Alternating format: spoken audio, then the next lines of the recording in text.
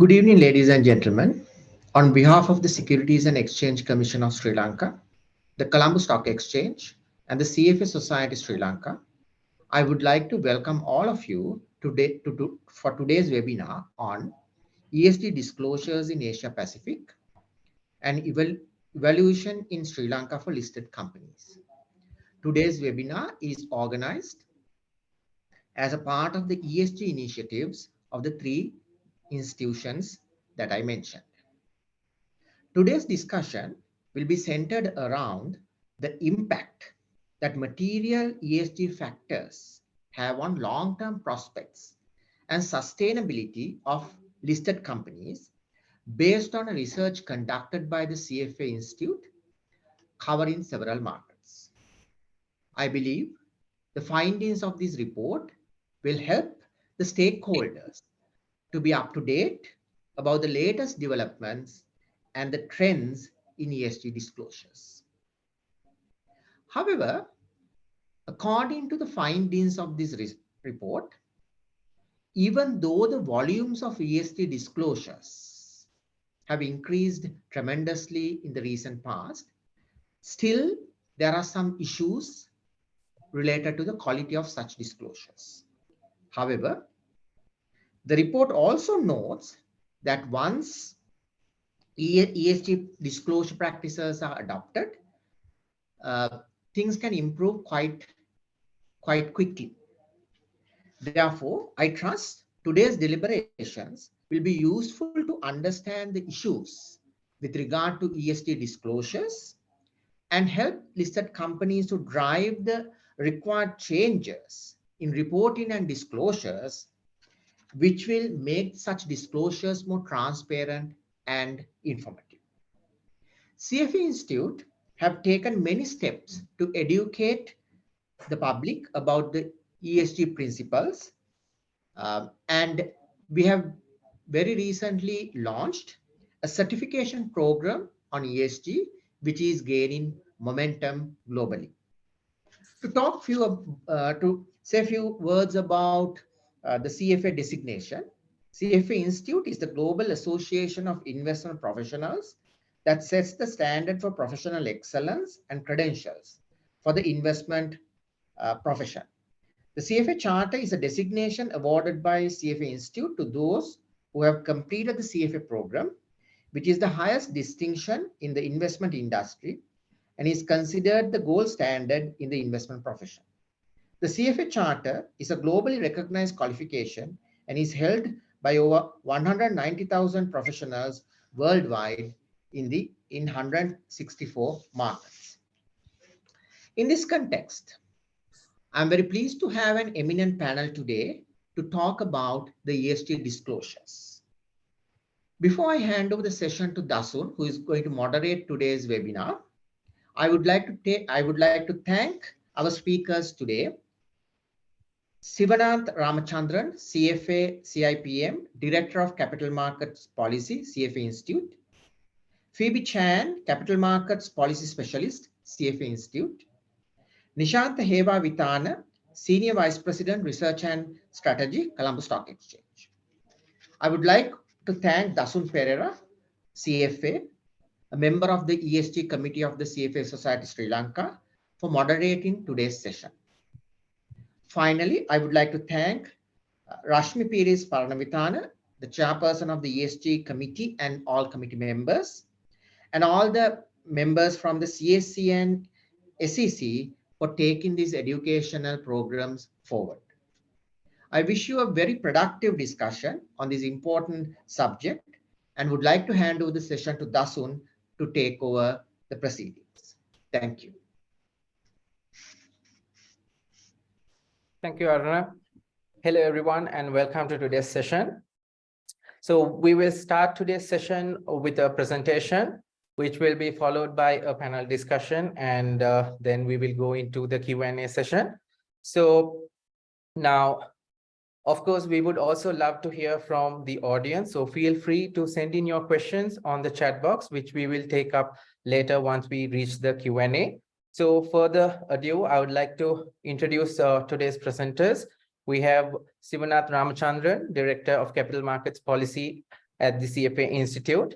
And also we'll be joined by Phoebe Chan, Capital Markets Specialist, Policy Specialist at CFA Institute. So it's an honor and a pleasure to have you both presenting us with the report and the findings. And we know the CFA Institute has consistently done research, especially on this topic regarding ESG disclosures. So over to you, Sivanath and Phoebe. Thank you, Dasun, for your kind words, and thank you, CFA Society, Sri Lanka, and Colombo Stock Exchange, and the SEC for the opportunity for us to present such an important topic in your forum. So just to set the context, ESG disclosures in Asia Pacific is a research report that we published a few years back. Now, clearly, ESG disclosures is an area which has seen a lot of movement in the last few years. So when Aruna and others came to us and said, "Can we talk about it?" we realized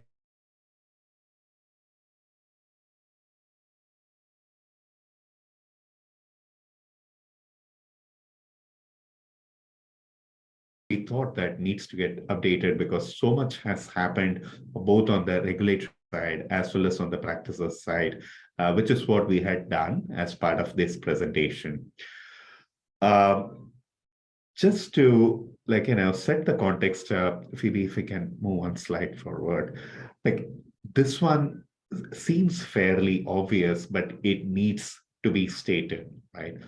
ESG disclosures, if they must be useful, requires the inputs of all the stakeholders in the value chain, starting with government as well as regulators, stock exchanges who publish some of the guidance documents as well as requirements, along with regulators, issuers who actually publish the information which is consumed by asset managers and investors. So all of the people in the value chain need to be involved if ESG disclosures is useful, right? Now, if only the investors and care about ESG disclosures, and the government as well as regulators do not participate in setting up rules and coming up with standard regulations, what could happen is issuers at the either might come up with ESG disclosures which is not consistent or comparable or standardized, or in the worst case, issuers might publish information that is not, that is of the nature of greenwashing, right? So greenwashing concerns might exist if only investors care about regulation, like investors care about disclosures, but the government and regulators are not involved in the oversight as well as rulemaking, right? On the other hand, if you have governments and regulators as well as asset managers and issuers, only these people are participating, but investors do not demand high quality ESG disclosures. What could happen is some sort of box checking, right? So government and regulators might come up with rules and issuers might simply comply with those set of rules for the sake of compliance, because investors ultimately are not demanding high quality disclosures in the first place, right? So I think before we talk about how different rules are evolved in different regions, it is important to understand that it needs to have both supply of ESG disclosures, which stock exchange and regulators and issuers are party to, as well as demand for high quality ESG disclosures, which ultimately have to come from investors, right?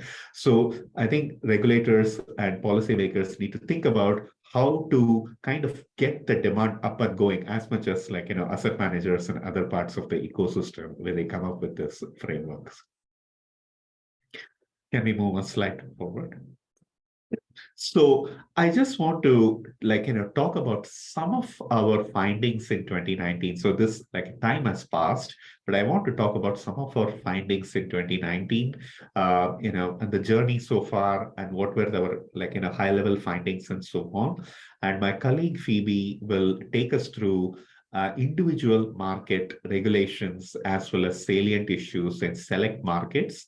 And we'll be happy to take any questions after that. So this is mostly the journey so far, and some of it remains true even today, right? Now, our major findings in 2019 included that the volume of ESG disclosures have increased, yet the quality lags, right? Just to give you one example, so we are in the process of publishing a report around gender diversity, which is based on ESG disclosures in India. Right now, one of the indicators of gender diversity is remuneration by gender. So every company needs to publish a table which shows that whether at the board level, at the senior management level, or at the employee level, what is the median remuneration for men and women, right? Now, we did this analysis for 135 companies, Indian companies, based on ESG reports. And what we found was a lot of companies either said that instead of providing this information numerically, they said that simply wrote a line which said that we do not discriminate on the basis of gender. That's it. That was the disclosure in lieu of what the regulator had asked for. Some other companies said that, oh, please refer to this part of the corporate governance report. And that part of the corporate governance report only had disclosure for some, but not all the disclosures that the table had asked for, right? So I think there are different measures of quality. But at the end of the day, it is as much a function of intent as much as how much capabilities or capacity the companies have, right? So quality is generally a problem in ESG disclosures even today, as we saw in 2019. The second is solid ESG disclosure practices usually take time to develop, but fast progress is possible. And we will take one example as to a market which had made a lot of progress even in 2019, let alone today. We will, what we found was disclosure regimes differ widely in the level of obligation, specificity, and coverage, right? So obligation could be whether it's, comply or explain, or it's voluntary, or it's apply or explain. Different ways of obligations exist for, different markets. In terms of specificity, I think some frameworks were extremely specific, like SASB regime, like, was extremely specific compared to other regimes, which are more principles based, like GRI. And in terms of coverage, like, many markets have, either specified ESG reporting for top companies or companies, and they had differentiated regulations, right? So for top companies, it used to be mandatory, or for other companies, they used to keep it voluntary, and so on and so forth.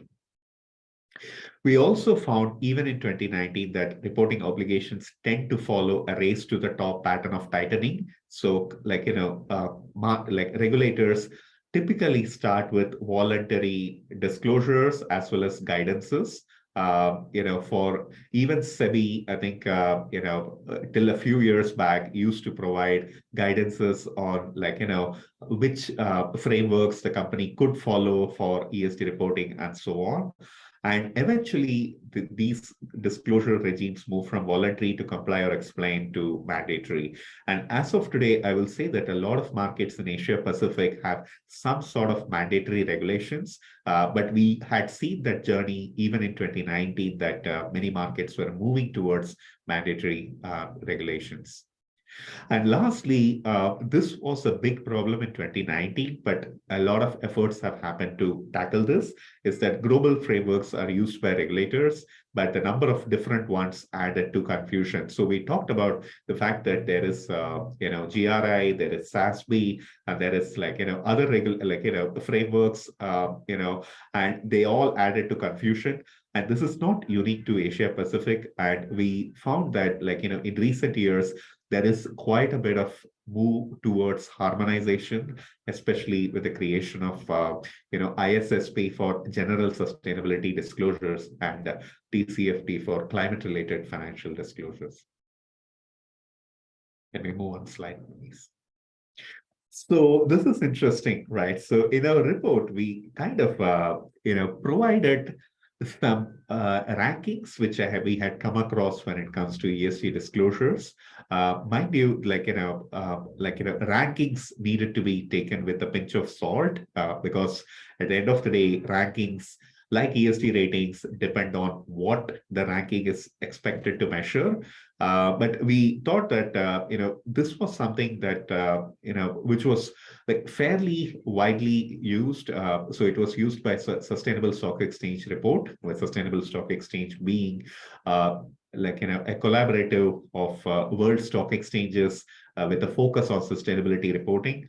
And this was also provided by Corporate Knights, which was a respected provider on ESG disclosures. So in 2019, which was the last year which the report was available, some of the largest best exchanges, which is based on disclosure rates. So they try to assess the companies which are listed in this individual stock exchange based on 7 ESG indicator topics like carbon, like human capital, etc. How much of those topics were covered? So that was disclosure rate. They looked at how much the disclosures had improved over time. So they calculated something called disclosure growth. And lastly, they also assessed those companies based on how timely those disclosures were, right? And that measure was disclosure timeliness. And effectively, they came out with this one rank for different exchanges, right? So it wasn't, at that point, it wasn't surprising that even today, European exchanges lead when it comes to disclosure rates as well as disclosure timeliness. Although I would say, as we move from voluntary to mandatory, disclosure timeliness hopefully is defined by regulations rather than it is something that companies do voluntarily. What is interesting in this ranking is the high rank of Thailand, right? So Thailand was ranked the highest among Asia Pacific exchanges when it comes to ESG reporting, right? You would have expected maybe some of the developed markets in APAC, whether it's Australia or Singapore or Hong Kong, to rank highly, but it was Thailand which was rated highly, right?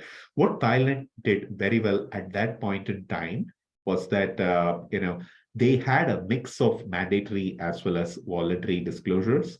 But what they did well was they provided guidance documents for companies, and they also supplemented with training the companies, especially companies which were in the mid cap and small cap, uh, like segments. They did extensive training. The exchanges did extensive training of companies as to what is the best practices when it comes to ESG disclosures and so on, to get them up to speed on in terms of disclosure quality, which was quite more like a lot more than what some of the other exchanges had done, which is kind of come up with frameworks and expect compliance, right? So what we found was, despite at that point where like the disclosures wasn't completely mandatory, the disclosure quality of Thai like companies were quite good, and it was ranked quite highly. Now, as of today, I would say like Thailand has also moved towards a fairly mandatory regime like other markets. But my point is, it is not something about whether the disclosure regime is mandatory or whether the disclosure regime is voluntary. Even with a non-mandatory regime, it is possible to improve disclosures for companies by trainings, by guidance documents, and other like supporting materials.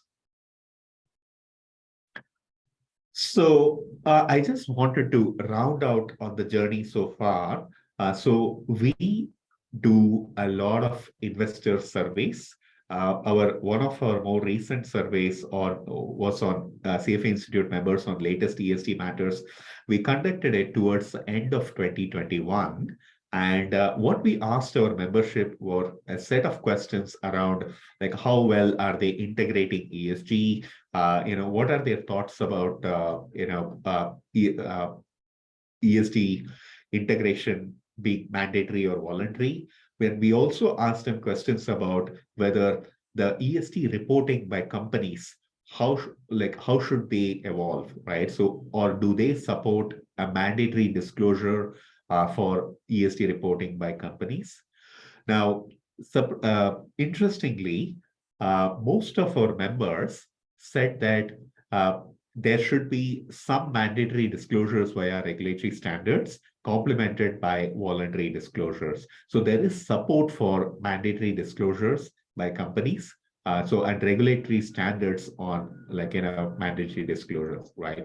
The only 19% said that the reporting should be voluntary at the discretion of companies, and other 19% said it should be mandatory according to regulatory standards, right? So mandatory disclosures, whether it is sole or whether it's in combination with voluntary disclosures, had support of our CFA Institute global membership, and which constitutes investors, research analysts and the like. So I would kind of stop here. So this is kind of the journey so far. And the next portion of the report, which my colleague Phoebe will share, will take us through what has been happening in some of the select markets in terms of regulations as well as practices. Over to you, Phoebe. Thank you so much, Stefan. Right. Good afternoon, everyone. While I'm taking the risk to bore our audience today with rules and regulations, I do want to highlight some of the tremendous efforts made by the regulators today in the region. So before I delve into that, let's take a look at the overall landscape and the trends first. On this slide, you will see a chart from Goldman Sachs and the data from PRI to show a twofold increase in the number of ESG regulations cropped out throughout Asia. So these regulations are later translated into disclosure requirements over the past 5 years. With more international mandates coming into force, most of the jurisdictions have issued ESG reporting standards. And now we expect the level of obligations are likely to expand. Meanwhile, climate change is increasingly recognized as a risk to business. So we see environmental and social factors coming into spotlight. And recently, we saw key policy developments in APAC followed the EU trends, where the focus is largely on climate, carbon, supply chain, and the effect of companies' businesses on the communities in which they operate.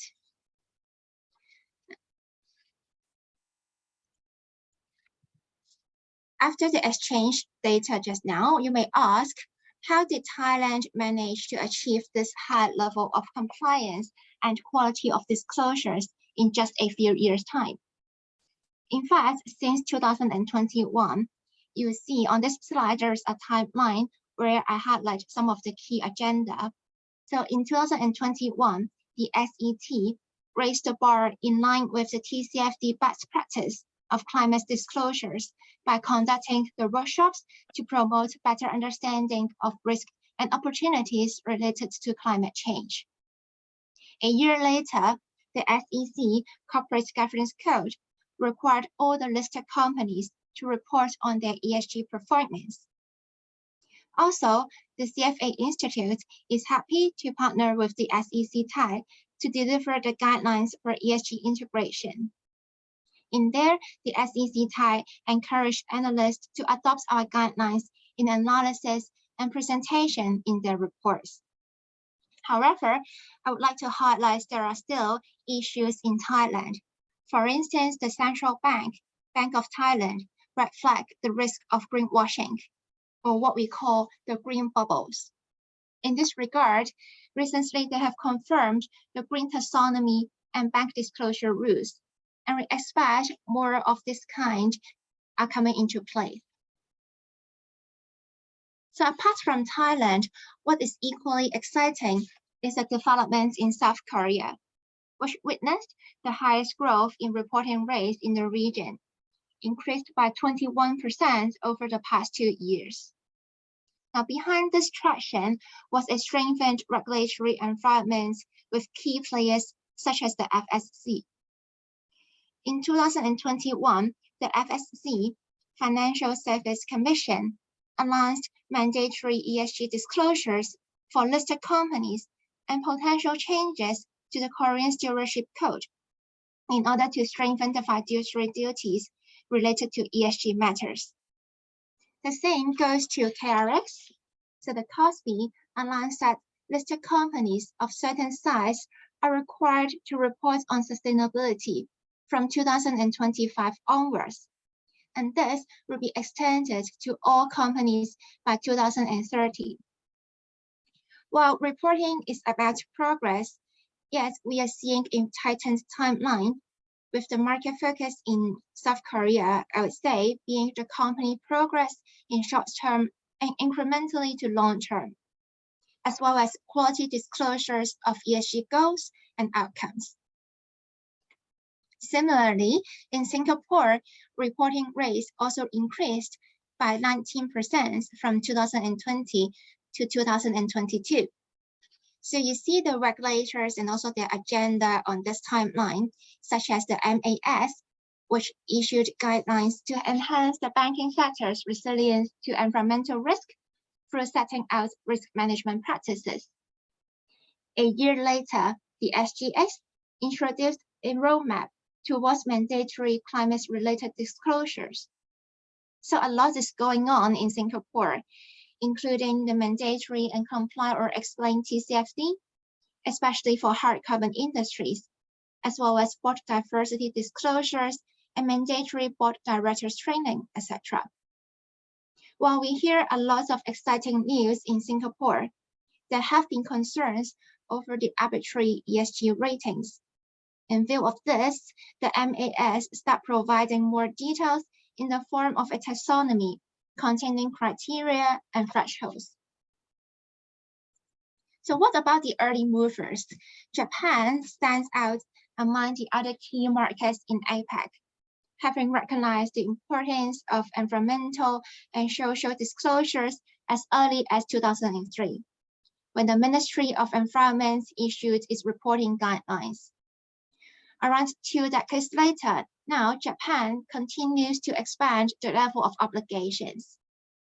For instance, there is a hard law amendment that provides additional ESG information for asset managers investing in Japanese listed companies, who then need to prepare their annual reports and public disclosure documents.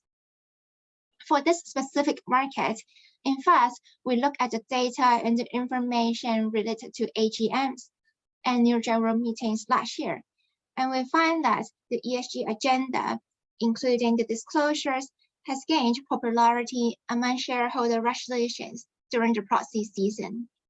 More specifically, the foreign investors, they are concerned about gender diversity, not just on the board level, but also across the employees' participation. Besides, on the shareholder right front, the case of Toshiba taught us a tough lesson. When the company colludes with the government in attempts to unfairly restrict the exercise of shareholder rights. On the flip side, we see foreign investors, they are getting more and more active. So from the data we observed, the shareholder resolutions have gone up, especially on the E factors, they become more material to Japan. Hence, we see efforts from the policy sectors, such as the FSA, Financial Services Agency, who is working towards mandatory climate reporting. And of course, we expect this trend to continue. A similar trend is observed in Australia, another advanced market in the region. At the moment, around half of the ASX 200 companies are reporting on a voluntary basis against the TCFD framework, with the number growing steadily over the years, and to go up further in the future. Now, the issue I will highlight for Australia is the recent consultation paper released by the government to seek views on a mandatory climate-related financial reporting regime. In fact, just a day ago, 15 hours ago, from the newspaper, I saw that the Australian financial sectors, including investors, sustainable finance bodies, and NGOs, respond to this consultation to urge for transition plan guidance. So this is very important. It actually signaled the move from voluntary disclosure to mandatory disclosure, and to urgently unlock the potentials brought about by better and higher transparency in the market. Now, other issues in Australia are often environmental concerns around the indigenous groups and also the modern slavery issues. Right, so what about the emerging peers in APAC? In fact, the EMs may not be necessarily waiting for the cues from the AMs, nor being slower to adopt sustainability practices. We are happy to see the rise of SEBI in India, who replaced the previous BRR, business responsibility reporting, with a more comprehensive and far-reaching scheme of sustainability disclosure under the BRSR, business responsibility and sustainability reporting. More recently, in 2002, the RBI joined the network of central banks to be part of the international supervisors to green our financial system. We are seeing practice more aligned with the international standards now, even in the emerging markets.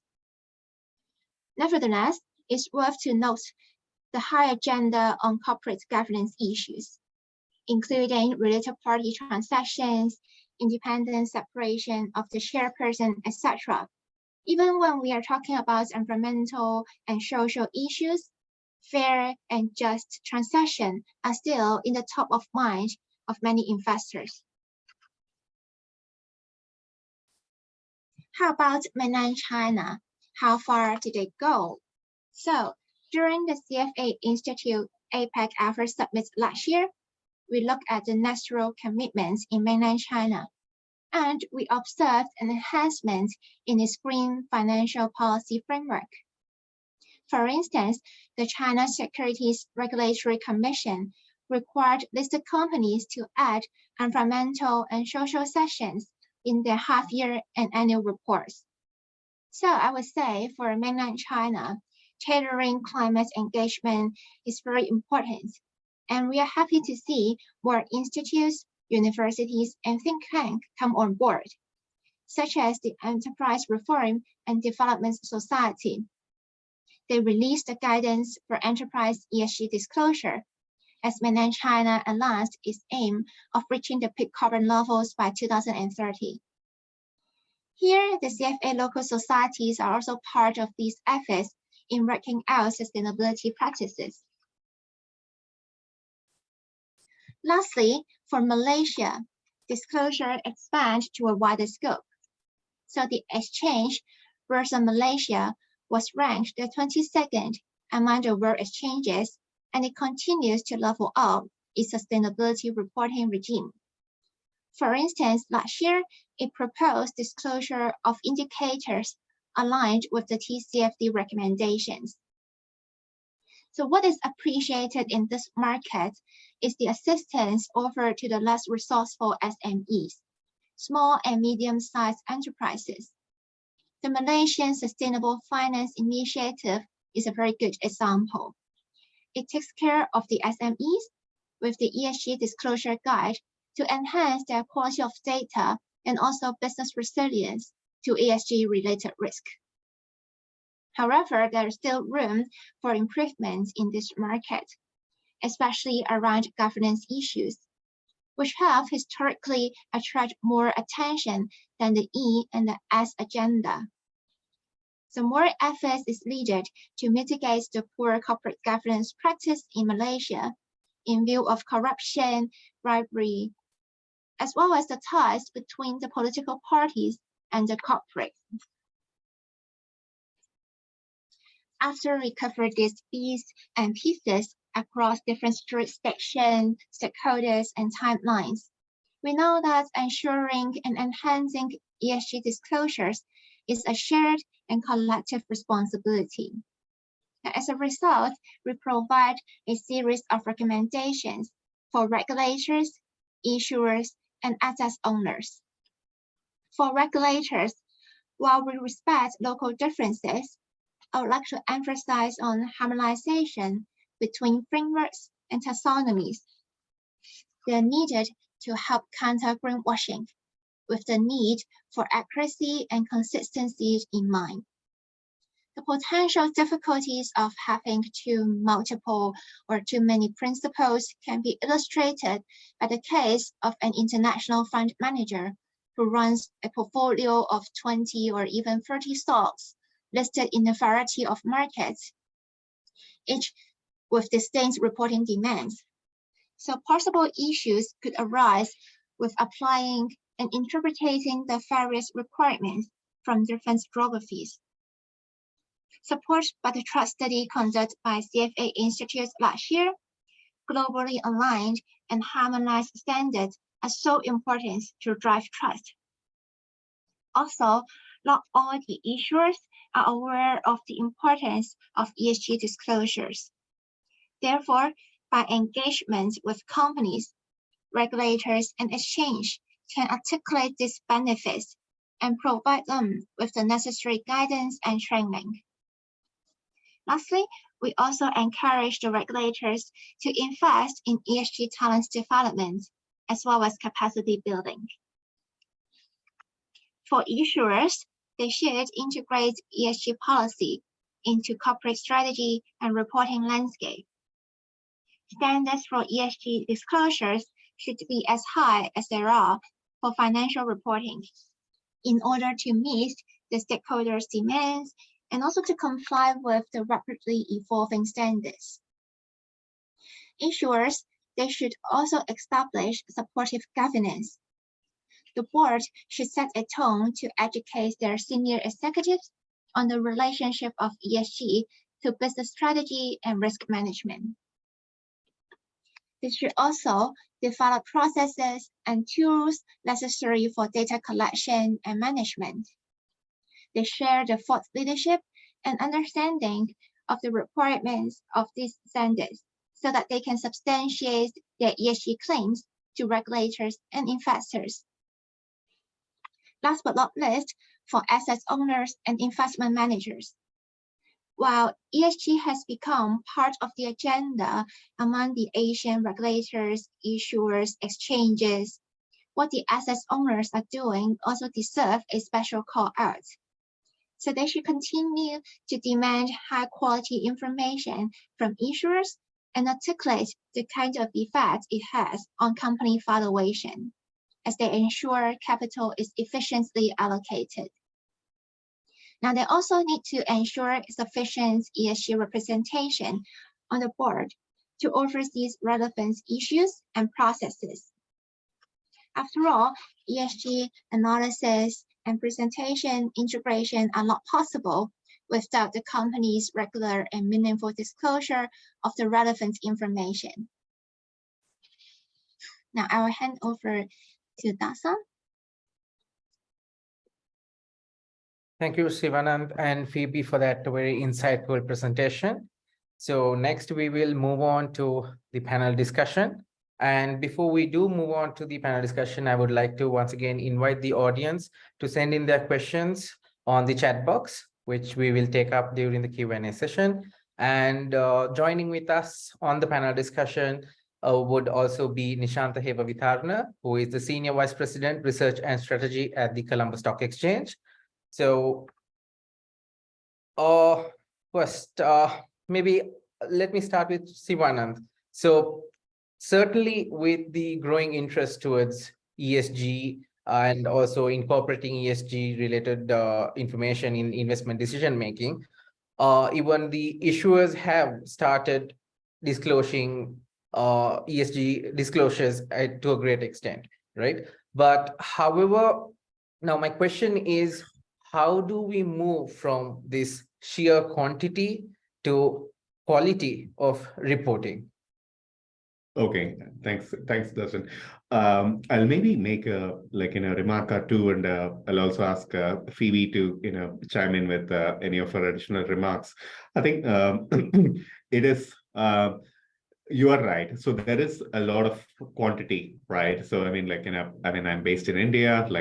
We have the BRSR, and clearly there is, so there are 80 questions to answer for every company, and so I'll just cite a incident. So I was speaking to one of the chief sustainability officer of one of the large companies in India, and I asked him, what do you think about this BRSR, and what's your perspective, how valuable it is, and so on. And his reaction was that if you ask me to answer 8 questions, then I will answer it myself. But if you ask me to answer 80 questions, then I will ask my junior staff to write something, right? So you might get the answer, which might be regulatory compliant, but you're not going to get the perspective, right? So at the end of the day, there is only so much capacity for companies to this thing. And so which is true, but maybe it is kind of overstating the whole issue. I mean, many companies, at least unless they are mid cap or small cap, they do have resources to kind of answer what the investors want, right? But I think quality, quantity sometimes can come at the expense of quality. So that's, that's for sure. Phoebe, do you want to chime in with any of your comments? Yeah, so to me, as a highest level ESG reporting is about both disclosure and presentation. So for the disclosure part, in order to have enhanced quality of reporting, we need to have useful, quantifiable, and reliable outcomes. And this is where the regulatory oversight comes in place, like what Siva just mentioned about the case in India. And to add on to India, I also want to highlight the efforts made by SEBI, which implemented regulations for issuers to have third-party reviews to verify the internal tracking and also the impact reporting among these issuers. So I would say that it is how we share quantity to enhance quality. And in the past, we might take quantity as a proxy for quality. But now the KPI have obviously evolved, especially in this digital era. So for storytelling purpose or for presentation purpose, we can actually leverage technology for the production and the consumption of ESG reports. So for instance, technology can help analysts digest the reports and make relevant decisions. And also, I know there's AI tools like ClimateBird and other natural processing tools. They can help the analysts to identify issues like greenwashing or green bubbles. Thank you. Thank you, Phoebe. I really like one of the factors that you did actually touch upon is also it's all about the materiality of the information that is disclosed. So which also then brings about the next question on what do we really consider as material ESG disclosures? Yeah, that's always been the crux of all ESG discussions, right? So I think the first thing that we talk about ESG is like how material it is and so on. So if I recollect the curriculum of some of my certifications, so they had this beautiful like 2x2 matrix, which kind of said that okay, if analysts focus on material information and not focus on immaterial information, then what is their effect on performance? Or if the analysts focus on all ESG information, what is the effect on performance, and so on and so forth. So I think everything like materiality is linked to potentially the ESG performance itself, right? So or the outcome of those incorporating ESG itself, right? But materiality is also very tough to define because it depends on many factors like what is the investment horizon, what is the kind of investors, like if you are an activist investing in a particular company, then you care about certain issues, might be related to governance or might be related to environment. I mean, the engine one example of ExxonMobil, right? So they lobbied for specific climate disclosures, right? And they got themselves some board seats within Exxon with the help of mainstream investors and so on, right? So it depends on the investor's perspective. It depends on the time horizon. It depends on many other factors, right? So I think how should companies respond? They can't respond to each and every possible investors and coming up with their own criteria for materiality. So that's where I think a baseline level of data and baseline level of disclosures matter. Therefore, I mean, as long as you have clearly defined data, with clearly defined definitions, meaning you define carbon emissions in a certain way, not like 10 different ways that the companies can report on, the investors are able to kind of figure out which information they want to consume and put together and use that for engagement, right? So that's what. Thank you. Now I'd like to turn towards Nishant to get a bit of insight on the Sri Lankan context. So Nishant, how much progress has the issuers have made towards the ESG disclosures in the Sri Lankan context? Thank you, Dasun. In the Sri Lankan context, when it comes to ESG reporting, if you look back to 2015 level, there were 50 plus companies reporting or preparing sustainability reports instead of annual reports.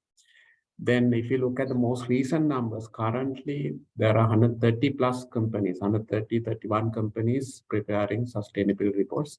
So that was the progress as far as Sri Lanka is concerned.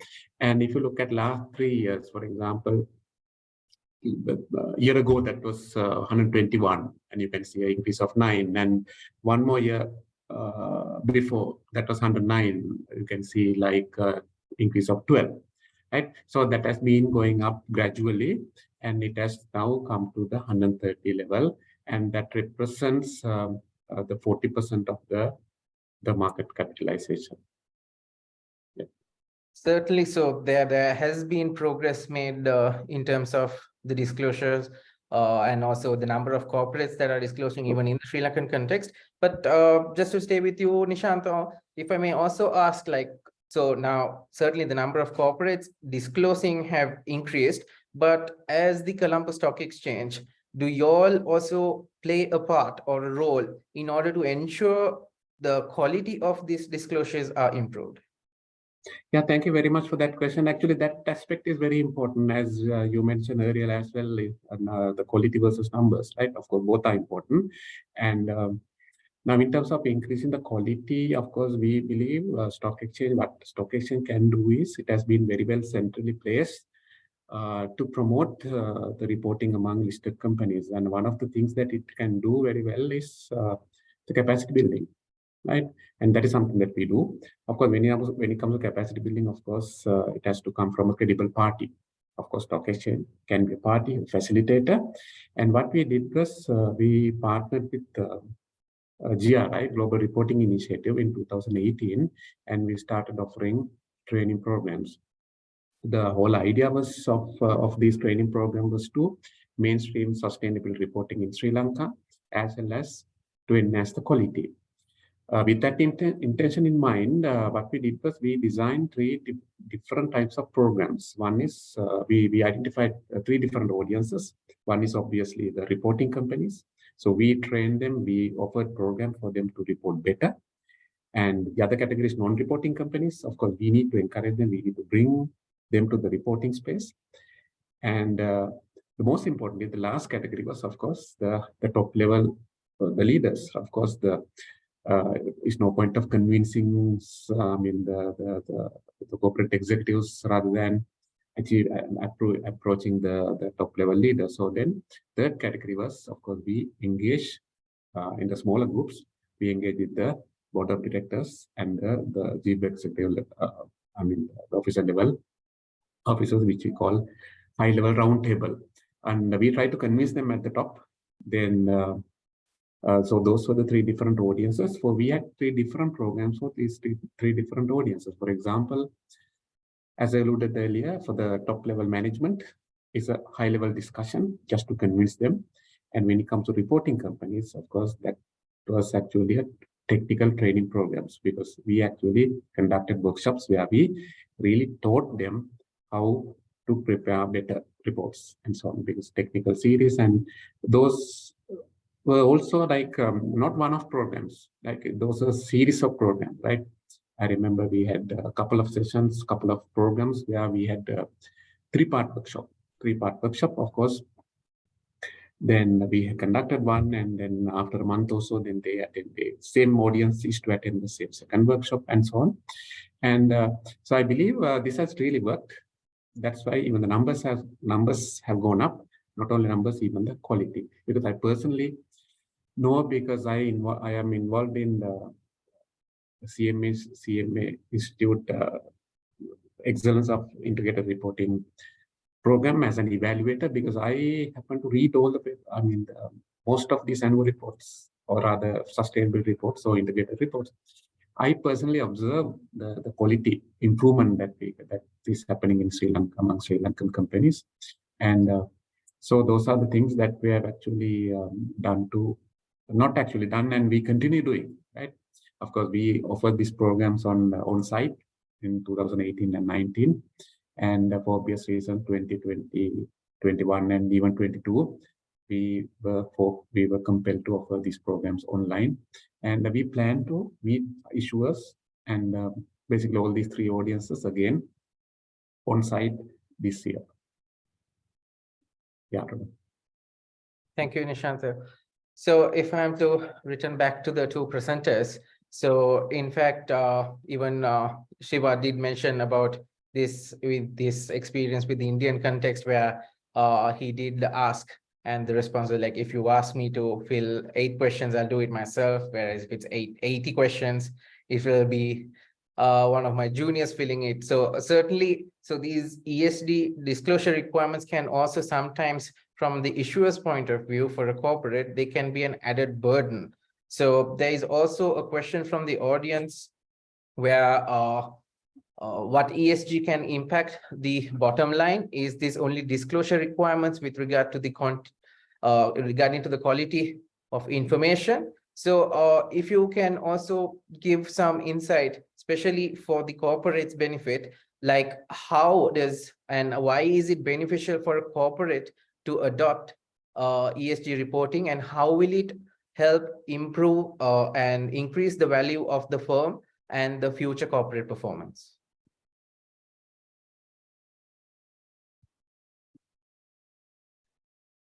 Oh, I think Safa, you are on mute.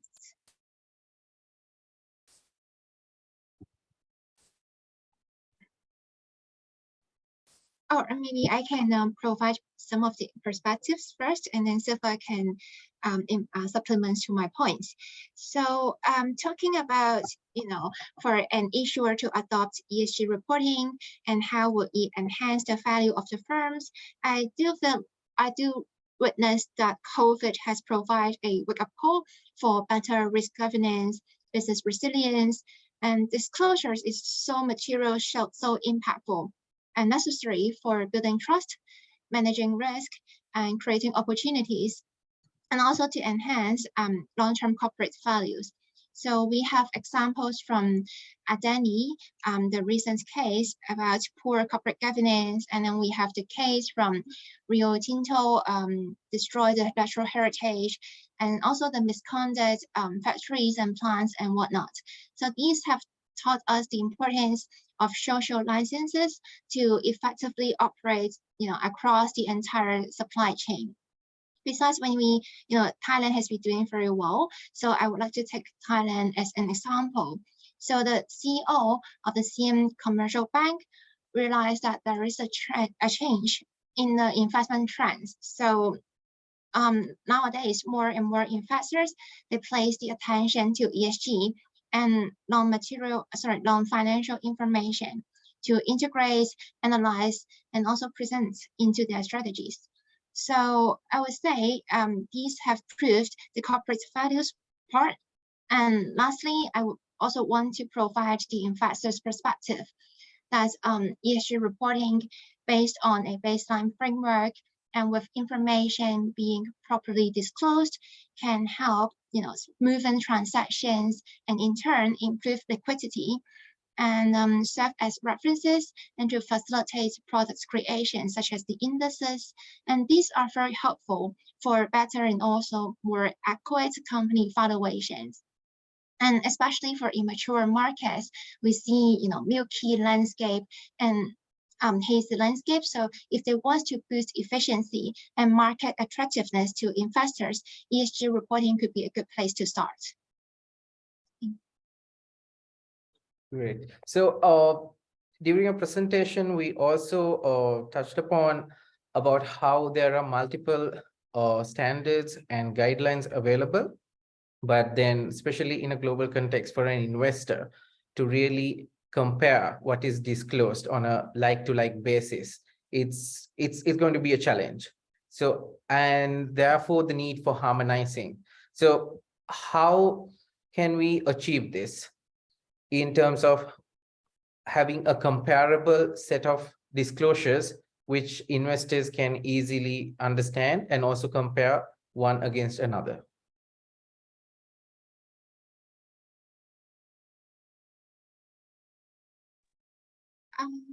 Okay, I think I would just take this question since there could be some technical issues.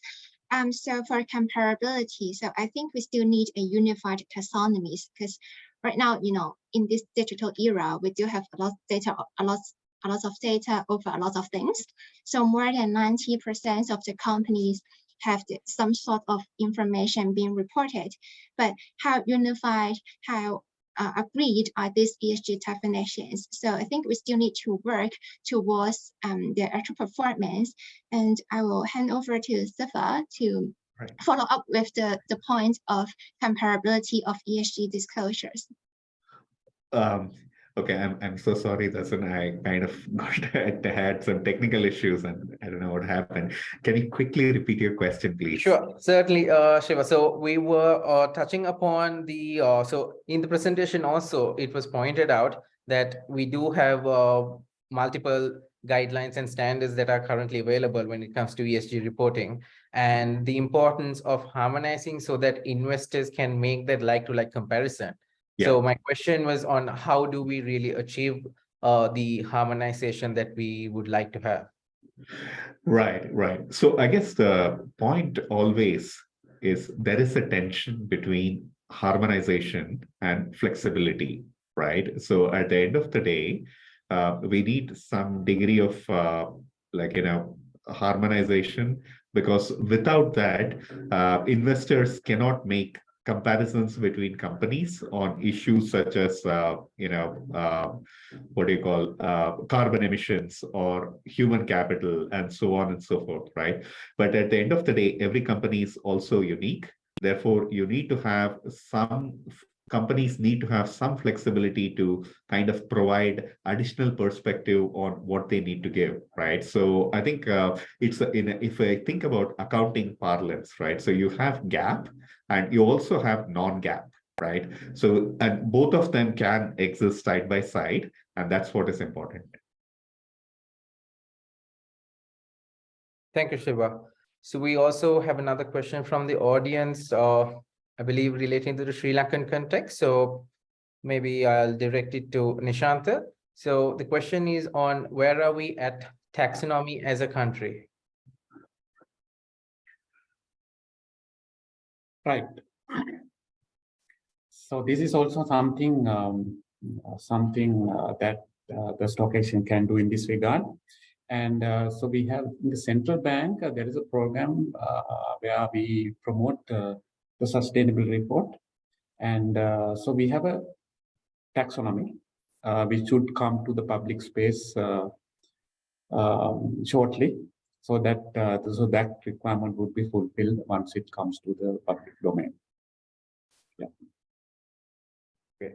So next, my question is on, so we also spoke about how Thailand did achieve a considerable progress in a short time, and then part of it was also to do with how some of their disclosure requirements were mandated by the regulator. And then also we did see what the consensus was among the CFA membership on whether it should be voluntary or whether it should be mandatory. And we did certainly see a bias towards disclosure requirements being mandated.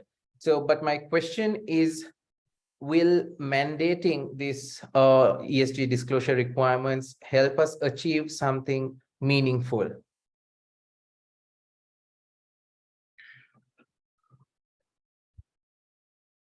Well, it's a tough question, Tasin. So, yeah, like I think at the end of the day, disclosures is a starting point for engagement and as well as analysis. So I would think that you need to have some baseline level of disclosures on some parameters that investors care about.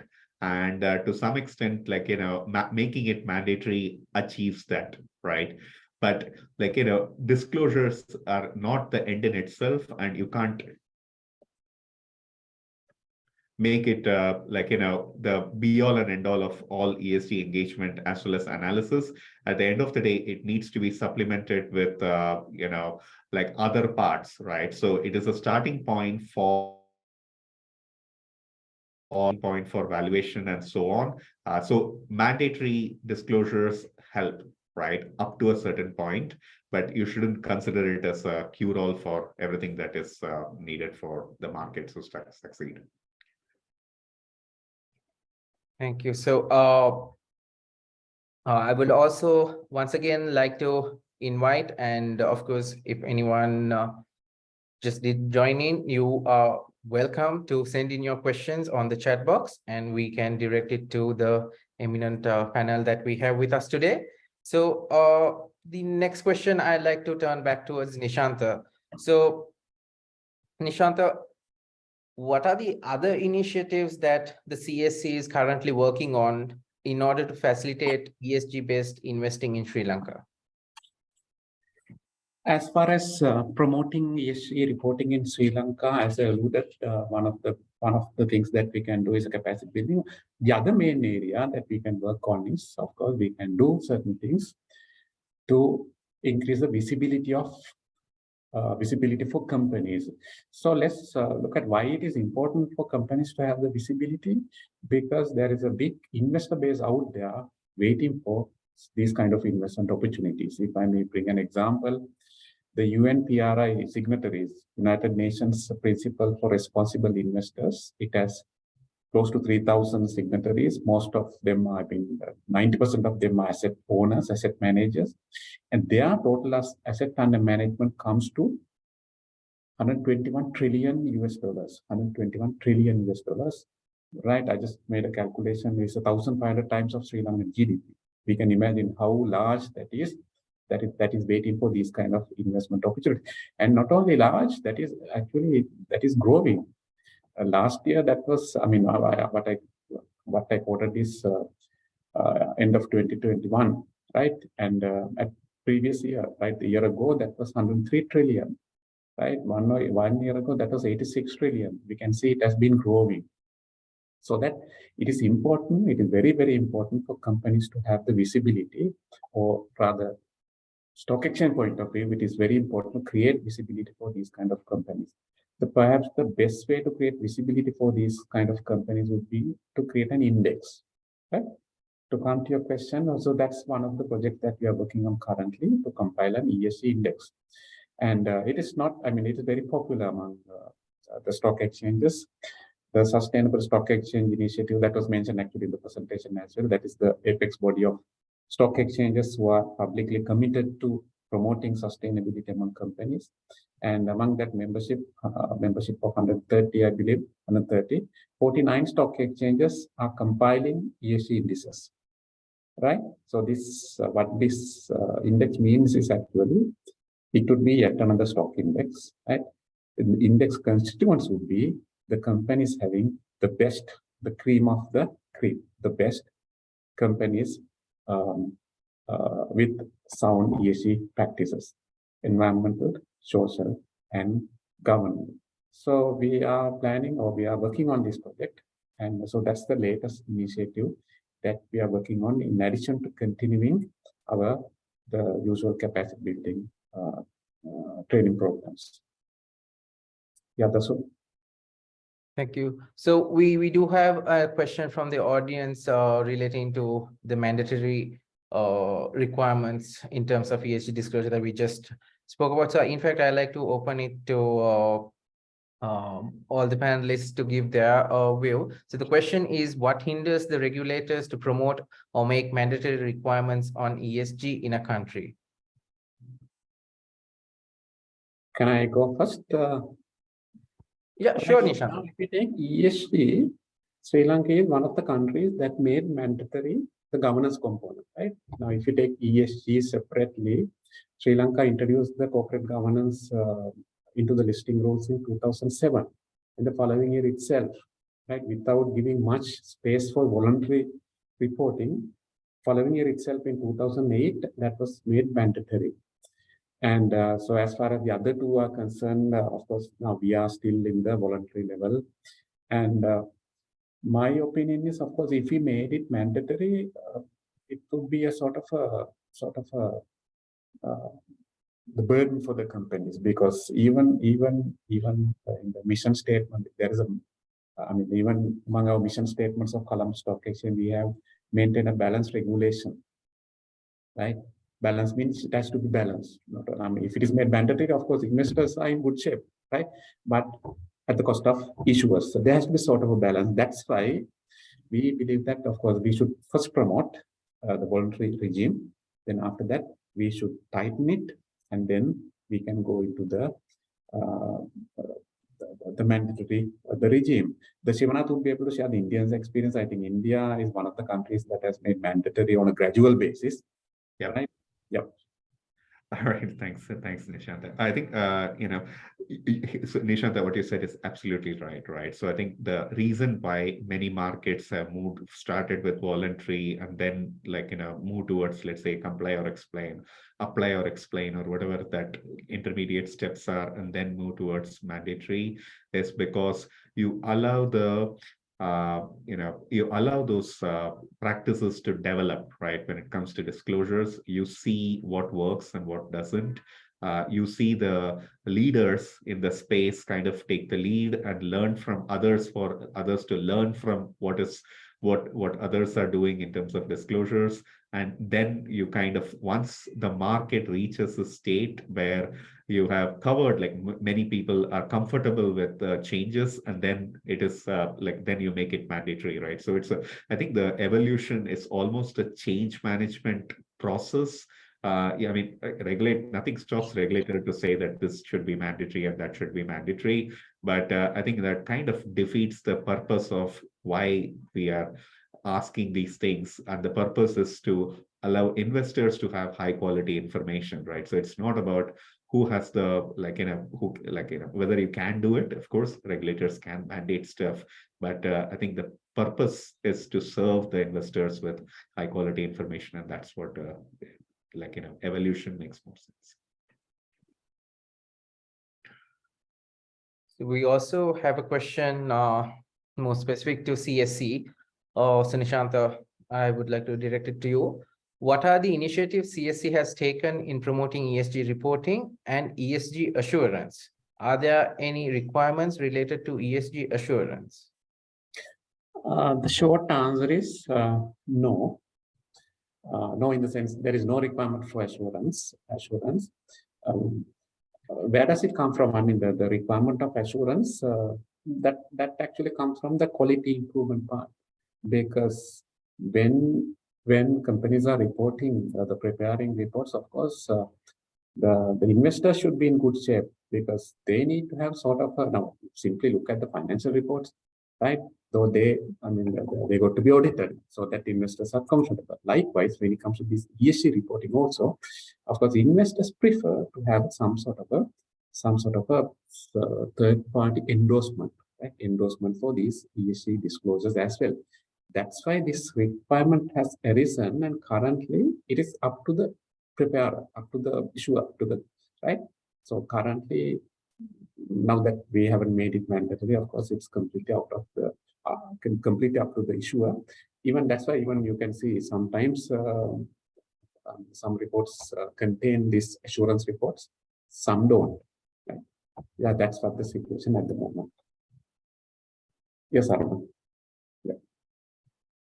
So we do have two more questions pretty much on the same line, which I'll couple it together and in fact open it to the entire panel. So one is on your view on external audit opinion on ESG disclosures. And also the next is ESG reporting. Is it the end? What next? Or should we have some sort of ESG auditing as well? So basically it revolves around your opinions on the requirement for an external audit opinion on the ESG disclosures. Okay, so I'll share a couple of comments. So because SEBI published this new set of proposals just yesterday, and they said that assurance is mandatory for a set of core indicators, meaning not everything needs to be assured, but some part of disclosures needs to be assured, what they deem as core or whatever leadership or whatever indicators they mentioned, right? I think on one hand, assurance helps investors know that the processes are followed when calculating the measures as it is supposed to be, and gives a little more, as the word says, assurance, right? But on the other hand, I think, in general, when you come to audits or assurance, I think the usual caveats apply that these are potentially, companies pay the auditors and companies pay the assurers, and at the end of the day, those caveats apply as to how much just having an external assurance doesn't absolve investors from audited measures, just like having an auditors in a company doesn't absolve the investors from looking at the numbers and accounts with a proper scrutiny, right? So I think within those caveats, some degree of assurance seems to be the way many regulators are going and many jurisdictions are going. But I think I just want to make sure that investors don't think that it substitutes their judgment, right? At the end of the day, they need to kind of question what the methodologies are and ask questions of companies. If I may, now that you asked about whether that's the end, no, that's not the end. Of course, now when we have quality reports prepared, of course, then investors will have lot of choices, right? That's why the creating visibility part is important. And one other area that would happen in the future is that something called ESG rating, right? because then the listed companies preparing or disclosing ESG report would be rated. That means companies would be assigned a score, which we call ESG score, because that would happen in parallel to the development of the stock index, because the ESG score is going to be an input to the index selection process. So that once the ESG score is made available, of course, that also would help investors understand the sort of in a comparative dimension where each company is. So that on the other hand, it gives a sort of a pressure towards the issuers as well, or the companies as well, to streamline, develop, or whatever you call it, to enhance the quality of their reports, the reporting standards. So that's a kind of the ongoing process where we create visibility and at the same time we rate companies, and so those ratings would help them again improve their the quality of their reporting. Yeah, thank you, Dasun. Phoebe, what would be your opinion on the matter? So I mean, Sifa and also Nishanfa have already answered most of the questions. I just want to add 1 to 2 points on external assurance. So recently, the CFA Institute, we have published an article about how ESG disclosures and also external assurance can help build trust. So I just want to add on one principle is that ESG assurance have to maintain its independence, because it's the cornerstone of the external assurance. And then right now the audit practice has created its concept of independence, but how could it align with ESG reporting and assurance? And that's what I want to add on. Thank you, Phoebe. So once again, I'd like to remind the audience, feel free to send in your questions. The chat box is available for you, and we will take in your questions on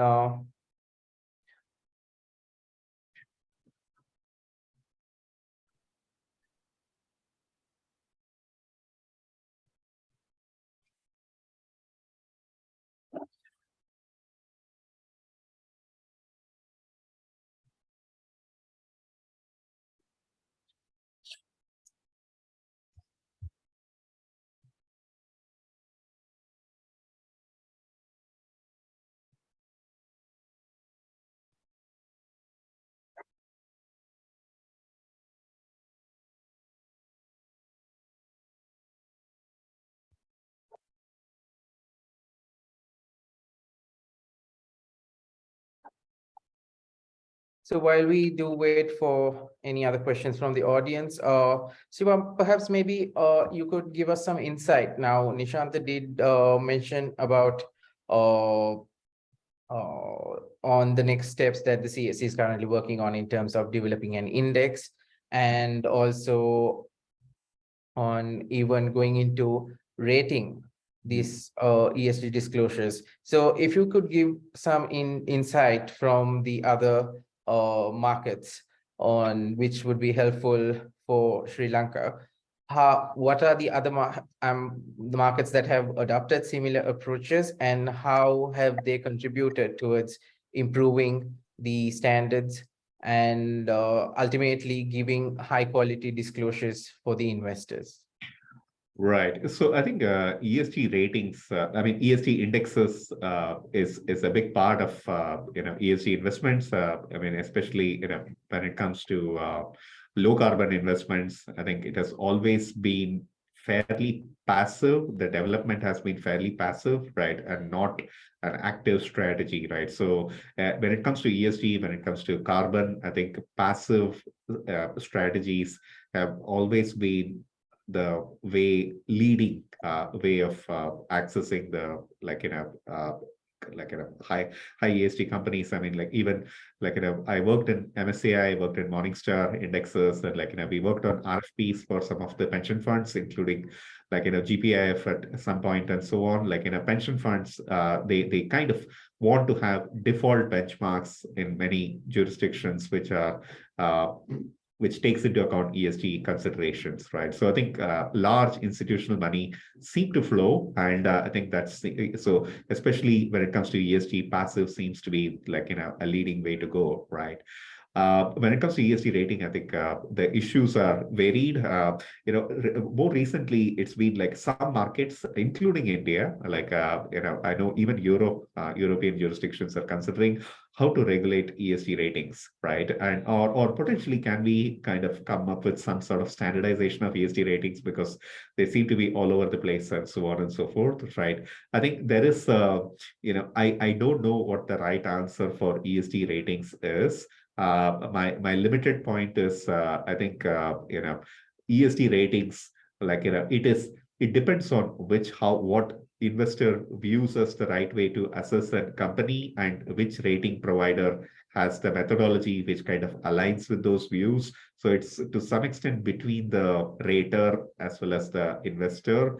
So although there are issues like conflicts of interest and like governance and those kind of things which regulators should really take a look at, I don't know if a regulator can clearly come and say that, oh, this is the way to rate an ESG of a particular company, right? So that's a very, very slippery slope, so that's my limited points on that. Thank you. Nishant. Yeah, that's one. I would like to add something with regard to this rating business. Yes. Now, now there are 49 stock exchanges that have done this ESG scoring, or rather ESG rating. What we see when we look at this market is that these rating methodologies rating methodologies are not homegrown. It is coming from an internationally accepted rating provider, right? And of course, we don't have very many international players. Like in the index business, we have S&P, MSCI, FTSE, right? Likewise, there is a small group of companies, right, who are really into this business. And of course, they've been doing this for some time, and so they have this expertise. So that's number one. That is not homegrown. Even in Sri Lanka, if we do, of course, it will not be a homegrown methodology. Of course, what would happen actually when it comes to the index rating method, ESG rating methodology being homegrown, of course, obviously there will be the credibility issues, right? There will be questions, right? Particularly if you do something like that in Sri Lanka, of course, the foreign investors will not find comfortable, right? But they don't question or they don't find any issue with regard to an internationally accepted rating provider. So that is something that we need to be mindful about rating.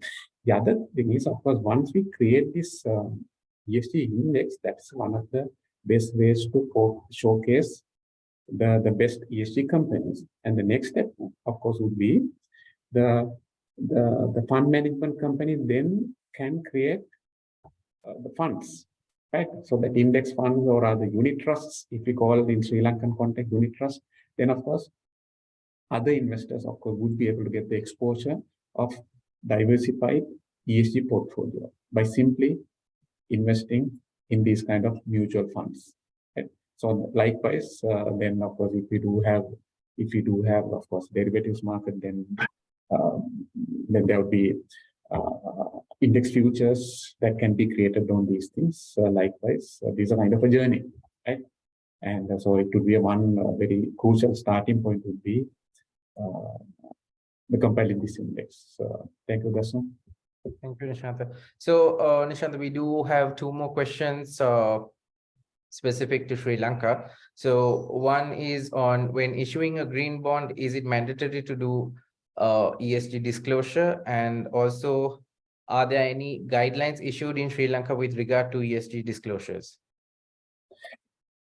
Right, with regard to green bonds, of course, now we have been working on the green bond framework, right, which will be on the public domain very soon, so that the regulatory framework would be ready to accommodate green bonds.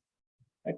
And when it comes to the launching a new product to the market, there are a couple of things that we need to address. One is there has to be a regulatory framework to accommodate that project. Now, as far as green bonds are concerned, We are technically, or as the regulator, or as a market operator, the regulatory framework would be there in place. And so that will be out soon. You had another part in the question with regard to. So the other part was that, are there any guidelines issued in Sri Lanka with regard to ESG disclosures? Yes, we have.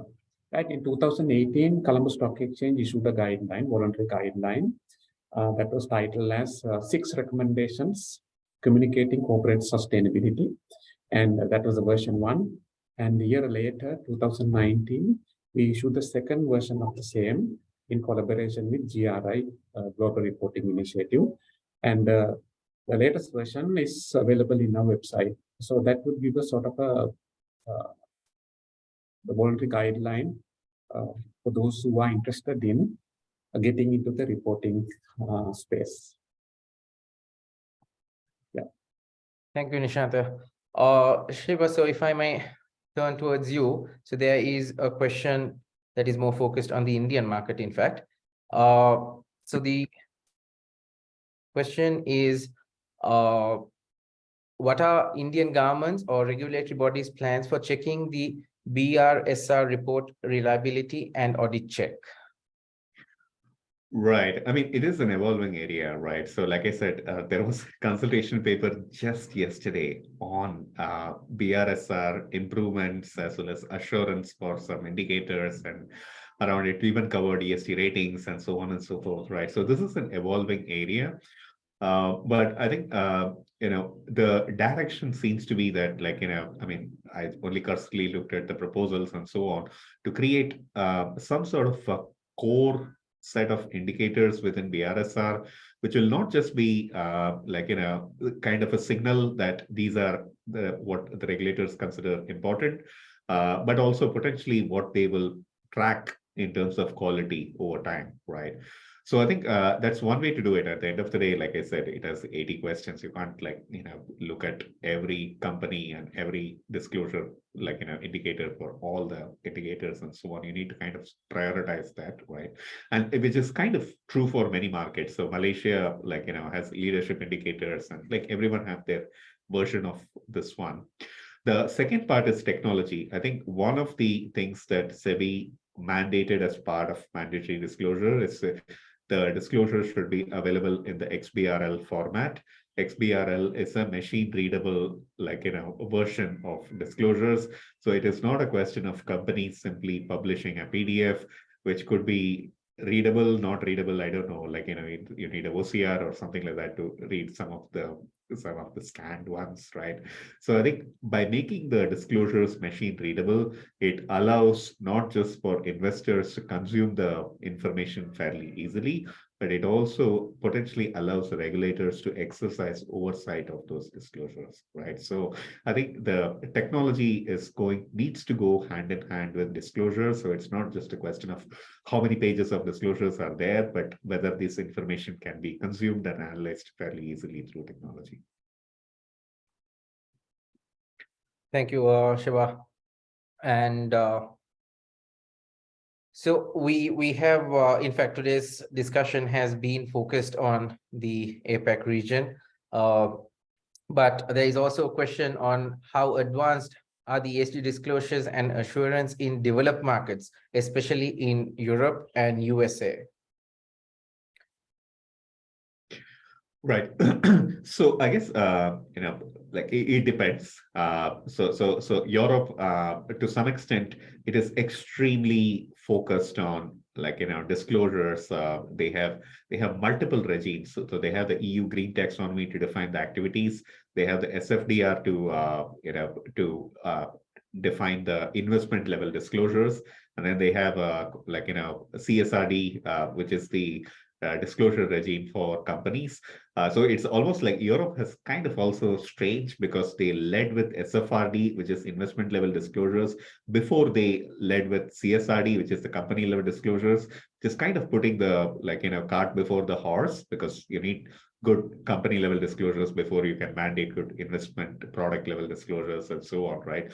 But still, I think these there is like quite a bit of consensus at the policy level to make sure that European companies do kind of lead in terms of some of these disclosures and so on.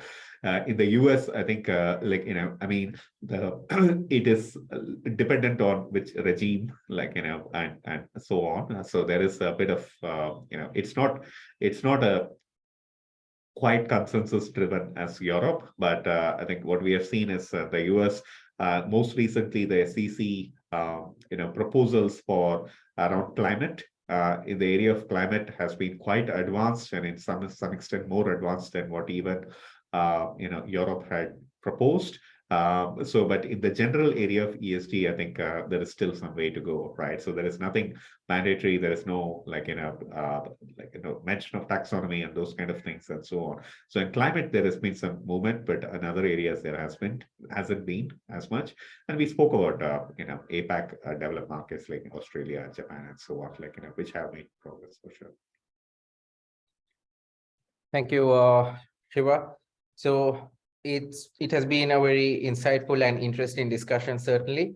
And so we have actually run, so time is up for us to wrap up as well. So I would like to once again thank the two presenters, Shivanand Ramachandran, Director of Capital Market Policy, CFA Institute, and Phoebe Chan, Capital Markets Policy Specialist at CFA Institute, for the wonderful presentation.